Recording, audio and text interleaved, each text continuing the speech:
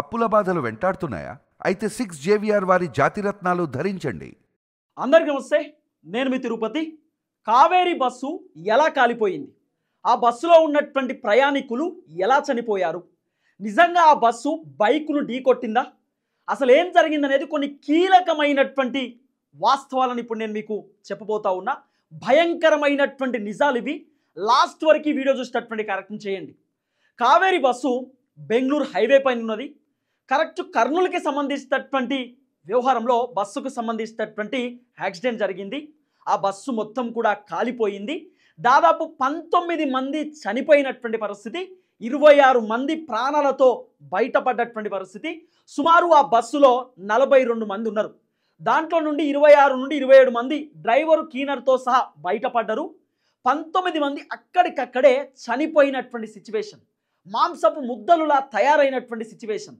బయటికి రావడానికి కూడా అసలు దిక్కుతోచనటువంటి పరిస్థితి. డోర్స్ ఓపెన్ కానటువంటి సిచ్యువేషన్. కండ్లు తెరవగానే మొత్తం పొగలు, కండ్లు తెరవగానే మొత్తం అగ్ని. బయటికి వచ్చేటటువంటి సిచ్యువేషన్ లేదు.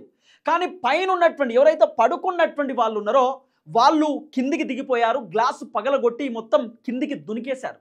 కానీ కింద కూర్చున్నటువంటి వాళ్ళకు గ్లాసులు పగలలేదు. తర్వాత ఒకేసారి అగ్ని మొత్తం కూడా వచ్చేసింది, ఫైర్ వచ్చేసింది. తర్వాత అక్కడ ఉన్నటువంటి కాటన్లు, బెడ్లు అన్నీ కూడా కాలిపోయినటువంటి పరిస్థితి. ఎక్కడికక్కడ బయటకు వచ్చేటటువంటి సిచ్యువేషన్ లేదు. కానీ గమనించినటువంటి డ్రైవర్ మాత్రం కిందికి దూకేశాడు, క్లీనర్ కూడా కిందికి దూకేశారు. వాళ్ళు పారిపోయినటువంటి సిచ్యువేషన్. అయితే ఇప్పుడు ఒక కీలకమైనటువంటి సమాచారం తెరపైకి వచ్చినటువంటి పరిస్థితి. అసలు కావేరీ బస్సు బైకుని ఢీకొట్టలేదు, బైకుని గుద్దలేదు.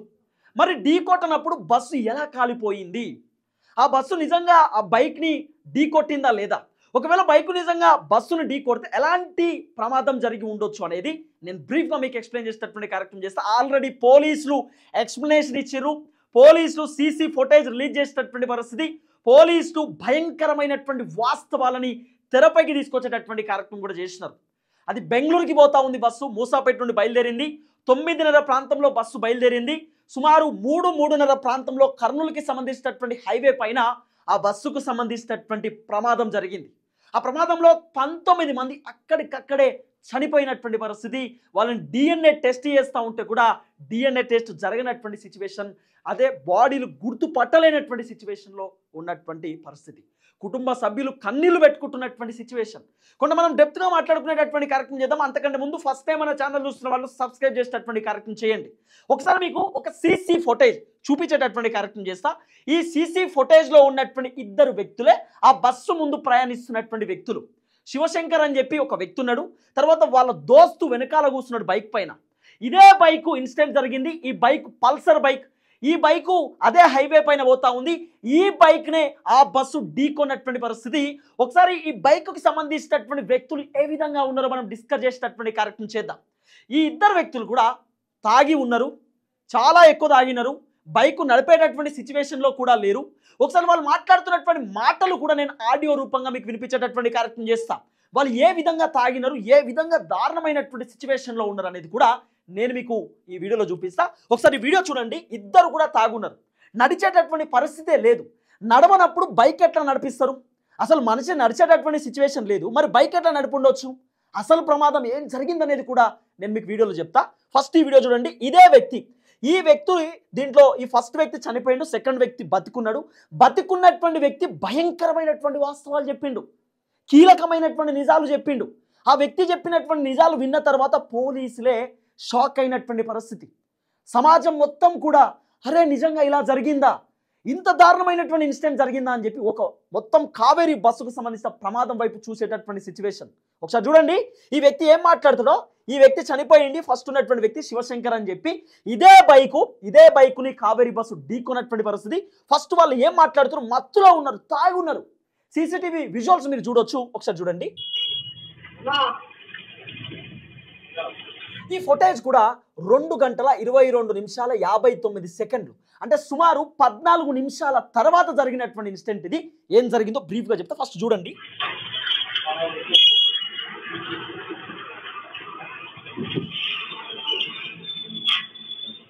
CC footage.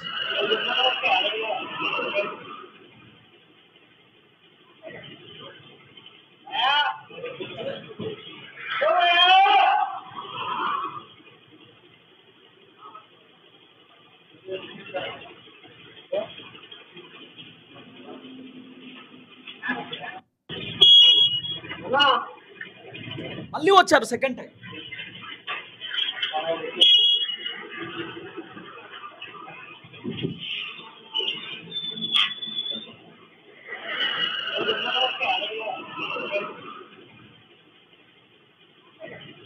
ఆ బైక్ పైన తను నిలుచునే పరిస్థితి కూడా లేదు. ఆ బైక్ పైన కింద కాళ్ళు పెట్టి బైక్ ఆపేటటువంటి పరిస్థితి కూడా లేదు. అంత దారుణంగా వాళ్ళు తాగి ఉన్నటువంటి సిచ్యువేషన్. తర్వాత ఆయన నడిచి వస్తున్నటువంటి ఒక విజువల్ కూడా నేను మీకు చూపిస్తా చూడండి. ఆయన నడిచే పరిస్థితి కూడా లేదు ఆ అబ్బాయి.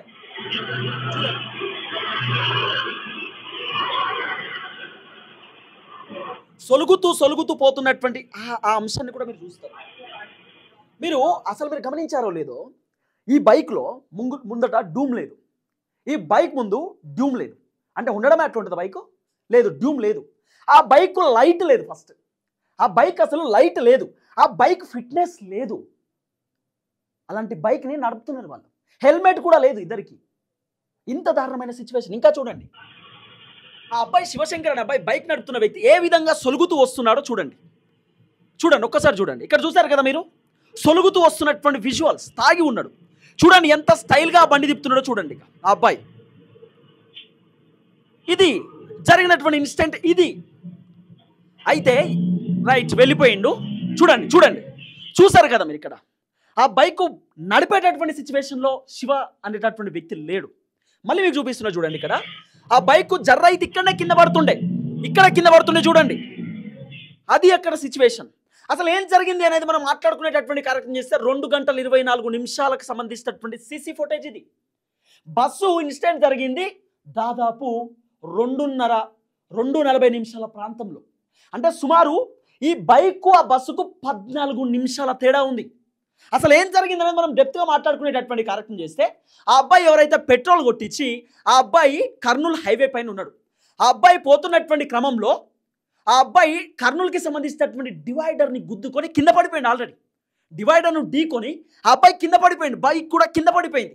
ఆ అబ్బాయి వెనకాల కూర్చున్నటువంటి వ్యక్తి దొర్లుతూ రోడ్డు కిందికి వెళ్ళిపోయాడు.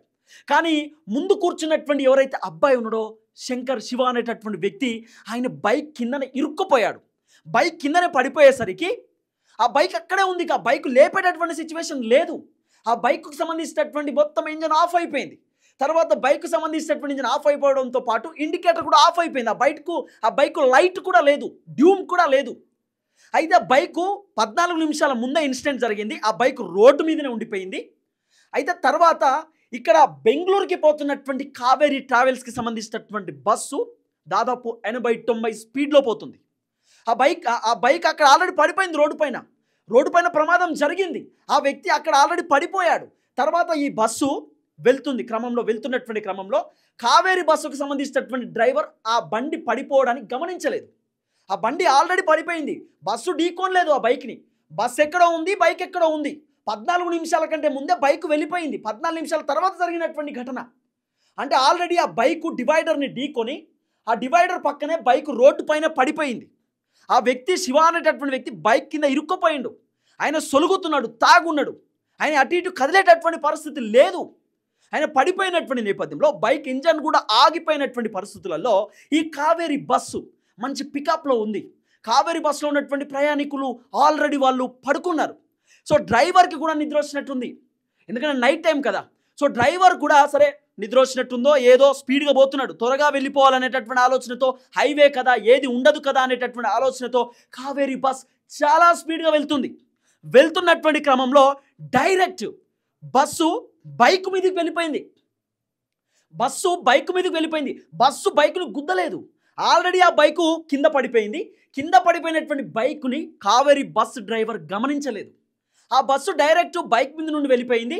ఆ బస్సుకు సంబంధించినటువంటి 2 టైర్లు ఉంటాయి కదా, ఆ టైర్ ముందు నుండి రాకుండా 100 మీటర్స్ పోయినారు. తర్వాత బైకు ఆ 2 టైర్ల మధ్యలోకి ఇంజన్ దగ్గరకు వచ్చేసింది. ఆ బైక్ ఇంజన్ దగ్గరకు వచ్చేసరికి దాదాపు 350 మీటర్లు ఆ బైక్ని బస్సు రాక్కుంటూ ముందుకు పోయినటువంటి క్రమంలో బస్సుకు సంబంధించినటువంటి ఫ్యూయల్ ట్యాంక్ దగ్గర ఆ బైక్ ఉంది.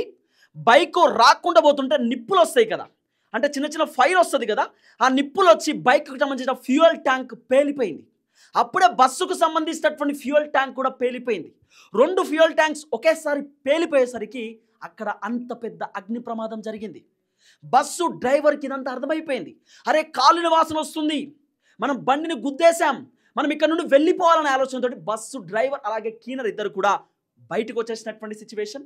తర్వాత పైన, ఎందుకంటే 2 డబల్ బస్, ఇది పైన పడుకోవచ్చు, కింద కూర్చోవచ్చు. సో ఆ స్లీపర్ బస్కి సంబంధించిన వ్యవహారంలో బయట అంటే పైన పడుకునేటటువంటి వ్యక్తులు ఆ డోర్ని నాక్ చేసి కొట్టి కొట్టి కొట్టి ఆ సంబంధించినటువంటి గ్లాస్ని పగలగొట్టి పైన నుండి కిందికి దూకేశారు. దాదాపు 20 నుండి 30 మీటర్స్ దూకేశారు. కింద కూర్చున్నటువంటి వాళ్ళు మాత్రం ఆ విండోని పగలగొట్టలేకపోయారు. ఎందుకంటే ఆ విండో మొత్తం కంప్లీట్ ఏసీ ఉంటుంది, లోపల కంప్లీట్ సిస్టమ్ ఉంటుంది, లెక్క అంత మొత్తం కూడా బ్లాంకెట్స్, బెడ్షీట్స్, లోపలంతా కూడా క్లాత్తో నిండి ఉంటుంది మొత్తం. అయితే ప్రమాదం జరిగేసరికి మొత్తం అదంతా కూడా వుడ్తో ఉంటుంది బస్, కాబట్టి ఒకేసారి కంప్లీట్గా కాలిపోయింది. పైన ఉన్నటువంటి 26 మంది కిందకి దూకేశారు. అయినా సరే వాళ్ళకు గాయాలు అయినాయి, ఫ్రాక్చరీలు అయినాయి, ఇబ్బంది పడుతూ హాస్పిటల్లో ఉన్నారు. కానీ 19 మంది బయటికి రాలేకపోయారు. చిన్నారులు కూడా ఉన్నారు ఆ బస్సులో. ఒకే కుటుంబానికి సంబంధించినటువంటి వ్యక్తులు ఉన్నారు. తెలంగాణకు సంబంధించినటువంటి 4-5 మంది ఉన్నారు దాంట్లో. ఏపీకి సంబంధించినటువంటి వాళ్ళు ఉన్నారు. బెంగళూరుకి పోతున్నటువంటి రకరకాల రాష్ట్రానికి సంబంధించినటువంటి వాళ్ళు ఉన్నారు. వాళ్ళందరూ పోతున్న క్రమంలో ఒకేసారి 19 మంది మాంసపు ముద్దలులా తయారైనటువంటి పరిస్థితి. బయటకు వచ్చే సిచ్యువేషన్ లేదు. అయితే బస్సు బైక్ను ఢీ కొట్టలేదు. కానీ ప్రమాదం ఎలా జరిగిందంటే, ఎవరైతే ఈ తాగున్నటువంటి వ్యక్తి ఉన్నాడో ఈ వ్యక్తి వల్ల జరిగింది ప్రమాదం. ఈ వ్యక్తి తాగున్నాడు, ఈ వ్యక్తి అప్పటికే బైక్ నడిపేటటువంటి పరిస్థితి లేదు, ఈ వ్యక్తి డివైడర్ని ఢీకొని ఎక్కడికక్కడే పడిపోయాడు. ఆ తర్వాత బస్సు ఆ వ్యక్తికి సంబంధించినటువంటి బైక్ పైన ఎక్కింది. ఆ బస్సు 350 మీటర్లు లాక్కుంటూ ముందుకు పోయింది. ఆ ఏదైతే నిప్పు రవ్వలు వస్తాయో ఆ నిప్పు రవ్వలతో ఆ బస్సుకు సంబంధించిన ఫ్యూయల్ ట్యాంక్కి, తర్వాత బైక్ ఫ్యూయల్ ట్యాంక్కి ఒకటేసారి తగిలి ఒకేసారి బస్ బ్లాస్ట్ అయినటువంటి సిచ్యువేషన్. కానీ చాలా బాధాకరమైనటువంటి ఘటన. నిజంగా ఈ ఘటనను తలుచుకుంటూ ఉంటే కన్నీళ్ళు వస్తున్నటువంటి పరిస్థితి. ఈ 2025 కన్నీళ్ళనే మిగిలిందనేటటువంటి ఒక బాధ అనిపిస్తున్నది. కర్ణాటకలో ఘటన జరిగింది, తర్వాత ఉన్న అనేకమైనటువంటి సిచ్యువేషన్స్, తర్వాత ఇక్కడ ఎయిర్కి సంబంధించినటువంటి ఎయిర్ బ్లాస్ట్ జరిగింది, విమాన ఘటన, తర్వాత ఇక్కడ హైదరాబాద్లో కెమికల్ ఫ్యాక్టరీ ఘటన, తర్వాత స్నానాలు చేయడానికి పోయినప్పుడు అక్కడ ఒక ఘటన దేవస్థానం దగ్గర. ఇవన్నీ కూడా సిచ్యువేషన్స్ చూస్తుంటే 2025 మొత్తం కూడా కన్నీళ్ళనే మిగిలిచ్చింది. 2025లో అనేకమైనటువంటి ఘటనలు జరిగింది. ఎందుకో ఈ ఇయర్ వర్కౌట్ కాలేదేమో అనిపిస్తున్నది. 5 అనేటటువంటి లెటర్ వస్తే భయం అవుతున్నది. చూద్దాం ఏం జరగబోతుందో. మొత్తానికి ఇది అప్డేట్. బైక్ని డైరెక్ట్ బస్సు గుద్దలేదు, బైక్ కింద పడిపోయింది. ఆ తర్వాత బస్సు బైక్ పైన ఎక్కినటువంటి పరిస్థితి, డ్రైవర్ చూసుకోలేదు, డ్రైవర్ని విచారణిస్తున్నటువంటి పరిస్థితి, బైక్ సంబంధించినటువంటి వెనకాల కూర్చున్నటువంటి వ్యక్తి సేఫ్ జోన్లో ఉన్నాడు, శివ అనేటటువంటి డ్రైవింగ్ చేస్తున్న వ్యక్తి చనిపోయినటువంటి పరిస్థితి. కానీ వెనక కూర్చున్నటువంటి వ్యక్తి పోలీసులకు భయంకరమైనటువంటి వాస్తవాలు చెప్పినట్టుగా కొంత వినబడుతున్నటువంటి చర్చ. అలాగే బస్ డ్రైవర్ కొన్ని కీలకమైనటువంటి అంశాలను చెప్పిండట.